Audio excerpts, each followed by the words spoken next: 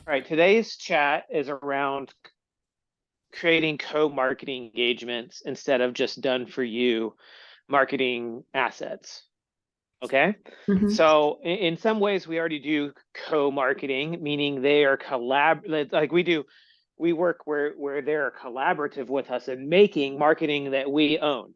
And we own the output of that marketing. Like so if they write in on our inputs for a blog post and then that blog post underperforms, the way that it comes out in the wash right now is that it's 0% their fault and 100% our fault. Does that make sense? Now, I'm not suggesting it's the opposite. I'm suggesting that there's not we're not co-pilot winning or losing together, having them go, what could we do better, different, whatever? How can we push this? How can we evolve it? How can I promote it? How can I build this into our deal? Like, how can I do my part and be an ideal partner? Well, Yes, and here's the deal. when you're saying they, you Okay. mean clients, right? I'm talking about clients. Yep. Okay. Yeah. And so in some ways, this is entirely our fault. You want to know why? We're never asked for anything but what we do. We're never Yeah. asked one single time. So a lot of this has to do with how we're framing the work that we do and the way that we do it in order to get people results that they want. Okay. Uh-huh. And the the first piece is that I think we need to understand ourselves just internally to go, you know what? If we are just creating marketing assets and posting them for our clients, whether they're good or unbelievably great, it's going to be difficult to compete with brands that have a team of people that are also creating assets that realm and live in the realm of good to unbelievably great, but they are trying to include those assets everywhere in their marketing, right? So they're not just posting them one time, but they're utilizing them in their emails. They're taking them apart and turning them into social posts. They're doing lots of things with the content. They're driving links back to the content Mhm. elsewhere in their stuff. Like, frankly, it's hard for us to compete with a team that's willing to do that. So the first thing we need to do as part of the co-marketing is go, well, we're going to create this piece of the content, and then you're going to do these pieces of the content. Okay. Okay. Um, and I'm not sure if that looks like us making some proposal posts. See, that's a dangerous slope because what happens is if those social posts exactly as written don't perform, whose fault is it again? Hmm. It becomes ours because it was our social post. So I'm trying to figure out a smarter way. The reason why I'm doing this as a call is so we can chat through it a bit. Man, I'm trying to go outside and get some steps in, but I'm surrounded by lawn care workers. So you Hmm. just hear all sorts of pieces of equipment. Um, but like trapped in my house. Anyways, and then so that's one piece of it. It's like I want to shift it to where, okay, they are our co-marketing partner, aka when they come into the interview, I I really need them. And by the way, interview is just because historically we did this by phone. We got on a Zoom call or on an Uber conference call. It's what we used and asked customers for concise less than 1 minute answers to various questions, and then we made the post. We do Yeah. this now with just asking them to fill it out on a form. I actually agree that the form is more efficient, but it doesn't bring in that co-ownership piece the way we do it today. It's going to at least need to get tweaked a little bit because we got to recognize that we are making this together, right? Yeah. And based upon the insights that we're able to provide and the way we can link that to the way the customer's thinking, our ability to do that together is what's going to drive the result. Um, and then when we get done with this core piece of content, which is ours and does need to be great and does need to perform great, because the fact is there's no excuse for, I mean, there's no way around not having results. Like if you don't have results, you're never gonna move forward. But as co-marketing partners, what are the things we're doing to drive the results, and what are the things they need to do to drive the results? So if we just provided social posts and they publish it, it again creates the environment where all results rest upon our shoulder. Yeah. I'm looking for how we can have it to where they're like, where there's at least some shared stuff because we're both doing work. So first off, do you have any thoughts on how we can make it just a little bit more shared feeling? You know what I mean? Well, because like you're saying, currently you just send them a form, they answer the questions, and then a marketer goes and creates the Right.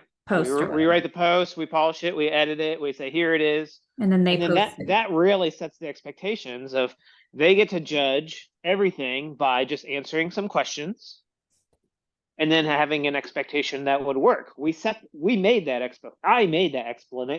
expectation Mhm. by crafting this process as such. And I want to shift it to where it's like, okay, in order to make this content great, we both have to do some work. Because I don't really view them thinking that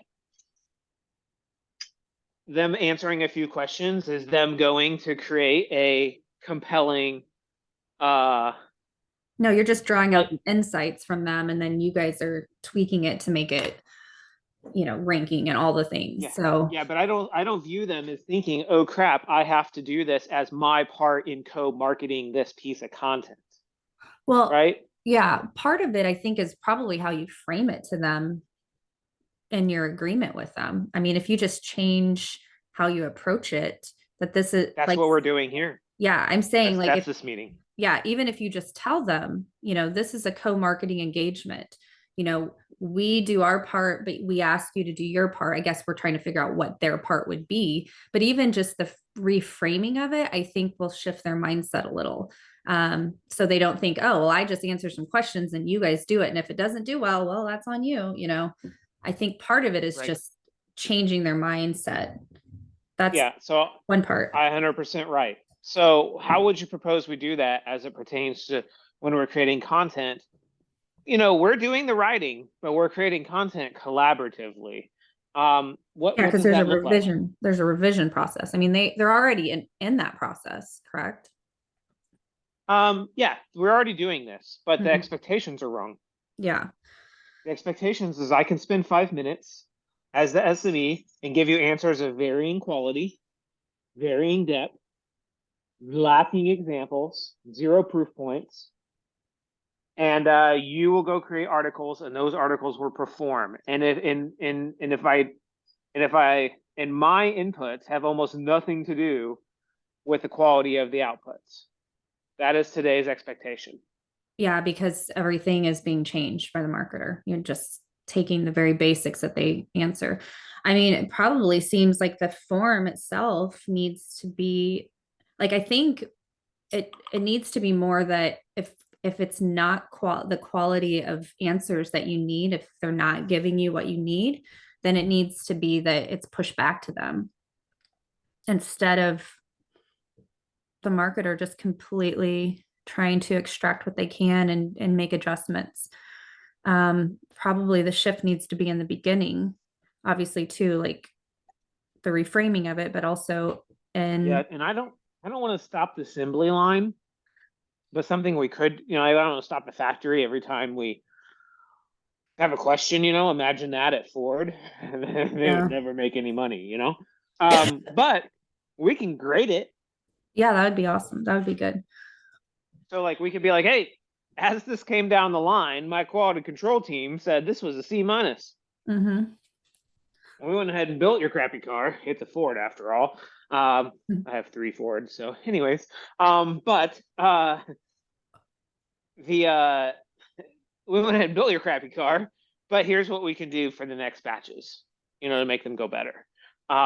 So one thing we could do is we could grade it. We could intentionally make a point to grade the SME inputs. You could The second thing we probably could have go like ahead. a prompt for that, Possibly. Yeah. Second thing we could do, I'm gonna go ahead and get out of the house. So you're just gonna have to put up. I have my fancy headphones on. You may not even hear it. It's supposed to tune out everything but my voice. gonna switch off my Wi-Fi. All right. You still got me? Yeah. Okay, good. And the idea is that um, I want to make sure that we can. Uh, so the other thing we could do is instead of just asking them to answer a question, we could frame it as, hey, explain this to your target market as if your brand depended upon it. Instead of going just what's the answer to this question, we could go, hey, we need to make this point, or we need to deliver an insight around this point. Explain it to your market as if, is this the success of your brand dependent upon it? And we might just get a lot better answers. I know Mallory, if she listens to this recording, Mallory will be nervous about getting that 3-line answer that she really wants becoming a 3-minute answer that she has to listen to 15 times. Yeah. So therein lies the deal. But I bet that she likes the concept of, subject matter expert. These are the key points in the article. These are the key insights we have to convey. I'm asking you in this section, answer this question and explain the concept succinctly, but in a compelling way where the audience is gonna be like, holy crap. And then we could grade that at the end and we go, okay, so that the outline strength, the insight strength, the article length, and we could kind of grade it. You could even dare say, call our shot at the end of the article. Well, what was our execution level for the various components of this article? We could grade it at the end. That would take like 4 minutes, and we could see what came of it. Because if there's anything that was holding us back, ideally it would, and we knew it, it would surface itself in the grade. Obviously, if we don't know what's holding us back, we're going to give ourselves all A's, and it's still not going to perform very well. Yeah. And you're grading it before you actually have them post it. Yeah, we're grading it as part of the completion process. So we're and also kind of to show them that if they did not provide good answers, that they need to the next time better. Yeah, like we're making a winning website page right now. I just happened to see it. There's numerous parts of it I will not grade well. It's probably still going to go live because we need the page. But if I was to say, does this page itself in its current form do a 10 out of 10 job of its desired goals? It's hell to the no. Hell to the no, it doesn't. And with a 2-minute conversation, I would convince anyone else of the same. Yeah. So, anyways, we could grade our work and be like, okay, we took it through the factory line. We got to get this live because, we're not an art gallery where, no one asked the artist what his budget was for how long he spent on the painting. He could spend a year on it. That's not the kind of work we're doing.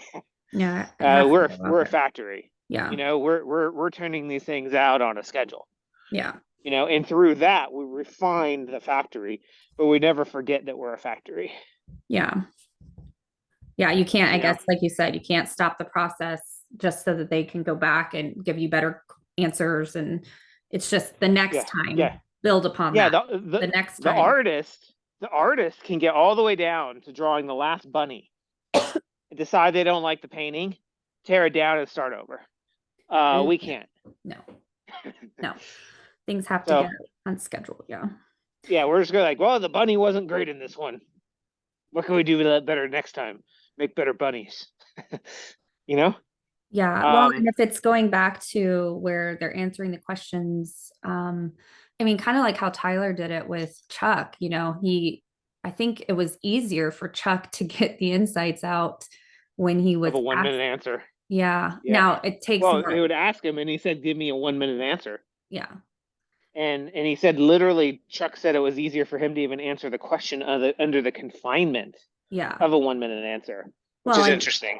And he was on camera too, which puts you on the spot. So it still is probably good for them to have those questions ahead of time to kind of prep for it. But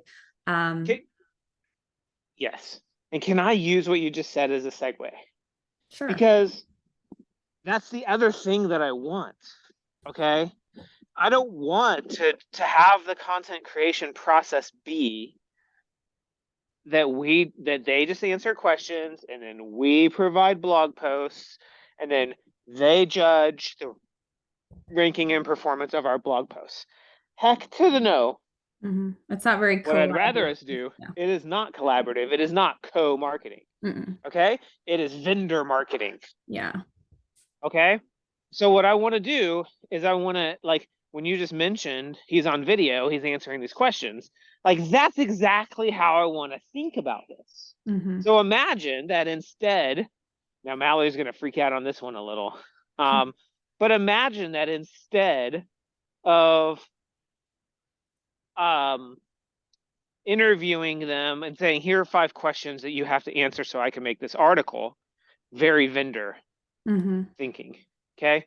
Imagine that we said, hey, for this batch of articles, we have the following theme of X. How X helps you Y.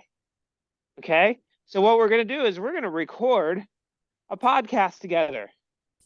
These are the questions that are coming your way for that podcast. Go ahead and get your answers planned. Hell, you can even have the answers rewritten. Just it'd be ideal if you didn't read them exactly on the podcast, you Yeah. know?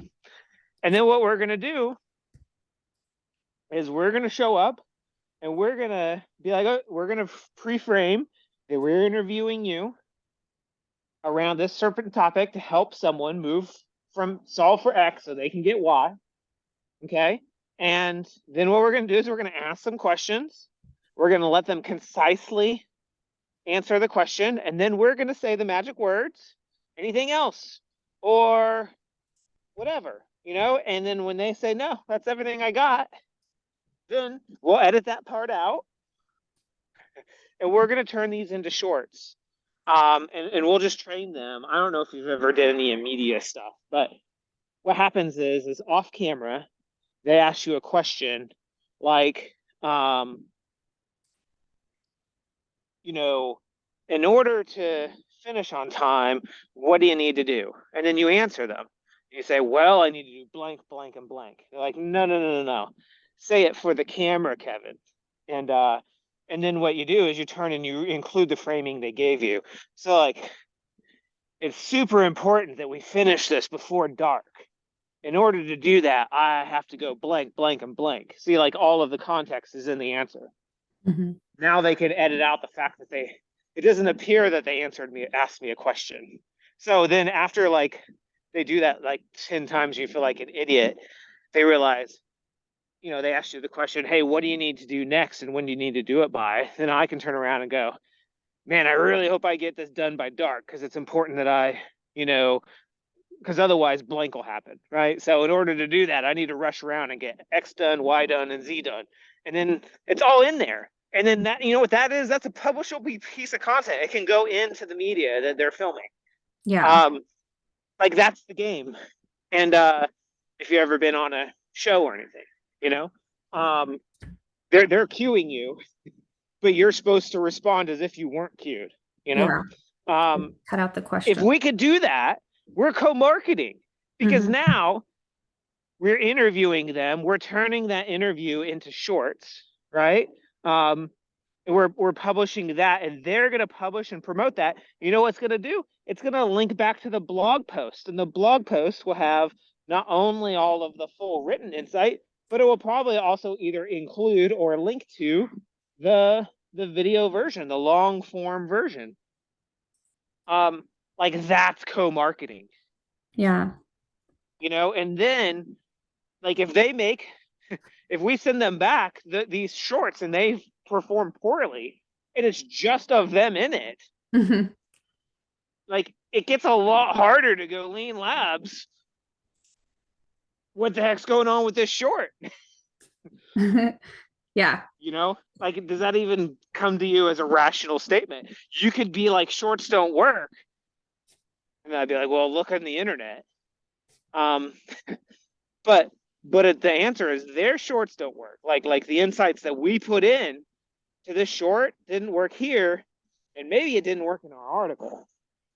And keep in mind, I'm doing this from a slant of underperformance, but this also works for performance. When it works, we realize we can go, it worked because your insight freaking knocked it out of the park. Look at all the views we got on this short. Like, and then the other thing is it breaks us out of the medium of blogging only. Yeah. Out of this, we have blog, we have podcast, we have YouTube short, right? We have LinkedIn video if we reframe it into a square. I think that LinkedIn likes its shorts in a square. And like, this is what I want. Yeah. Different formats. Different we're going to set it up to where their SMEs can easily publish 4x, 5x, 6x what they would do if we were not there. Plus, we'll make sure it's optimized to rank. We'll make sure it fits a certain keyword strategy. That's what we're responsible for. But the results come from us doing this well together. That's the transition I'm trying to make. How do we do that? Like, it might just require interviews instead of doing the dang form. Yeah. I mean, the form is necessary to pre-send so that they're aware of the questions, but then it needs to be tweaked because you're trying to get a batch of themes instead of just one blog post or one article from those questions. Kind of like, what we're doing in the Growth Blitz, like taking that one theme and being able to get a bunch of different, extract a bunch from it. Right. So and then here's the deal. I want to go one more step farther and then we'll come back.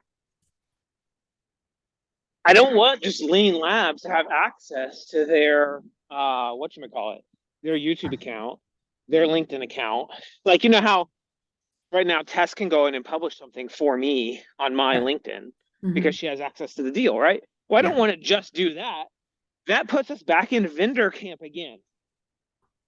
If we do all the publishing and they do none of the publishing, that's not co-marketing. Okay? You want them to post it. Well, look, we can schedule it to publish, but the question becomes, what else do they need to do? How are they going to utilize this to build their brand? Like, I need their team members commenting out, sharing out. I need their sales reps to have involvement in the posts. Like, even if they're just sharing out their own version of it. I need the links to get out about this topic and about the article that's related, and I mean, let's say we make a version to share with their newsletter or it goes into their newsletter. We can still write the newsletter, because otherwise, Tanya, it just ain't gonna happen. Yeah. It's just not. Like, they're hiring us because they're not able to do these things. We can't forget that. But how do we keep it co-marketing? Well, and it's easier for them to comment and share if there's a format for social media, because if it's just a blog post, it's harder, unless they're going to send it out to an email list. If something is optimized for social media where it's a short and then it can link back to that article, that's easier for their sales department or other team members to share it. So, and that's where you say, this is on you. Like, we've created these things for you to use, but it's on you to share them out. Right. So imagine this. Imagine, with fingers as air quotes, because I'm making fun of someone quietly when I do that. But imagine that we published this, that they published their social post. We scheduled it. We did all the work. I published that on their deal. But imagine that a Trust Pilot or a G2 Crowd, kind of a brand, engaged on the post. Imagine that for a minute, and imagine that then the Trust Pilot or the G2 brand asks them some questions on the LinkedIn article, and then their job, shockingly, is to they answer those questions like a freaking rock star. They knock those questions out of the park, right? Like, would that increase engagement? Does that make this co-marketing? Because we want to launch this What is Best thing one day. it's like we could make part of our process that we schedule the post, we think of follow-up questions, the post goes live, we log in and comment the follow-up questions. Because like the way I want to do this is I want to take the podcast that we do and I want to publish it on our brand, what is best. And then I want them to create content assets that link to that interview. You know, that's the way I want to do co-marketing. Like at the very end, that's the shift. I want a portion, not all of it, not even half of it, but I want a portion of the content budget to go towards building out content where they're kind of coming on our show, playing our game, kind of by our rules that create the content that we want, that we believe will work for them. We get the inputs we need for our blog posts that we're writing, the other content, right? And then when those pieces of assets are made under the What is Best brand, then what happens is that they get to go out and promote the fact that it happened. Hey, we got featured on What is Best again, under cybersecurity, under ESG success or whatever, and here's a link to the full interview, and then what goes live on their blog would be some questions between What is Best, interviewing them around questions, thoughts, whatever, and then they publish it, we publish it, and then they publish it too and promote it. Like that's co-marketing. I don't know why. I know why. Never mind. Let me track that back. I'm gonna reel that back in, let it out again. If I was starting Lean Labs again today, without our existing process, I absolutely would not choose vendor content. I would choose co-marketing. So the only thing that has us doing it the way we do it today is it's the way we've always done it. Yeah. It's the only thing that has us doing that, If we started today, I bet we all would vote for, holy crap, we need to interview our clients. That needs to be a piece of content. That piece of content can go on our brand. Then what happens is they get to promote that they were featured on What is Best. That's the co-marketing component. And then we get to use those interviews to make shorts for them, to make blogs for them, to make newsletters for them. But it all started on this co-marketing engagement. That's what I want to make. Does that even make sense? Because I tried to leave that for now and hopefully the picture would come together. How did it do? No, I think that's good. I mean, I don't think it's a completely major shift in the process, but it is a change. It definitely. Right. And then, yeah. And if the shorts suck, they're going to be like, huh, my shorts suck, don't they? We're like, well, it's a work in progress. No one starts as a perfect short maker, But where we are right now, we're like, hey, we're a vendor and we want to make blogs. Oh, but if we wanted to make podcasts, it's a totally different process. And if we wanted to make a newsletter, that's a totally different process. Nuh-uh. What we need to do is we need to come up with a co-marketing engine where we're saying, hey, here's what we do. You could hire us. And I put some notes in there. Let's not get too bought into the math exactly. Okay. But like, imagine an 18K engagement that if they wanted us to be their content vendor, we charge them something slightly outrageous. By slightly, I mean, let's just go for full outrageous. $500 a point. So that would only get them 36 points, which, by the way, is outrageous, but it's math I can do in my head. And that's what it would look like if you wanted us to interview just for blog posts. But what we'd rather do is make you a co-marketing partner. Okay. So what we're going to do is we're going to charge you, by being a co-marketing partner, we're going to do this, X, Y, Z. You're going to do this, A, B, C, right? And we are going to do a percentage of your, we're going to do the What is Best component of this at $0. $0.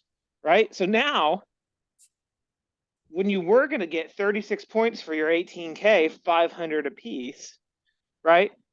Is that right, by the way? Is that math tracking for you? That Yeah. feels right. Okay.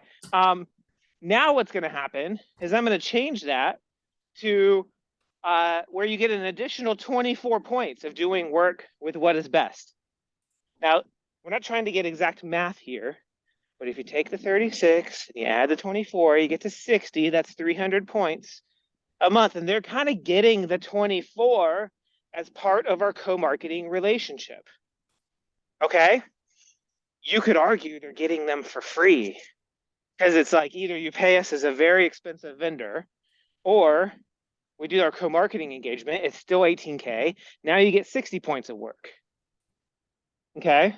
Yeah. But part of it's going to show up on what is best. And you're committing to do it this way, right? And you're committing with these things that you guys are going to do to co-market it. And then we get to grade how well we're both doing as we go through this process so that we can refine it, so that we can get results, wait for it, together. Mm-hmm. That's what I want to make.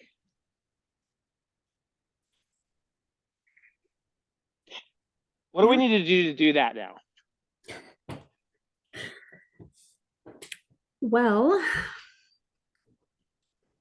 it seems like, I mean, anybody that's in this content process needs to be involved in this so that they Right. understand.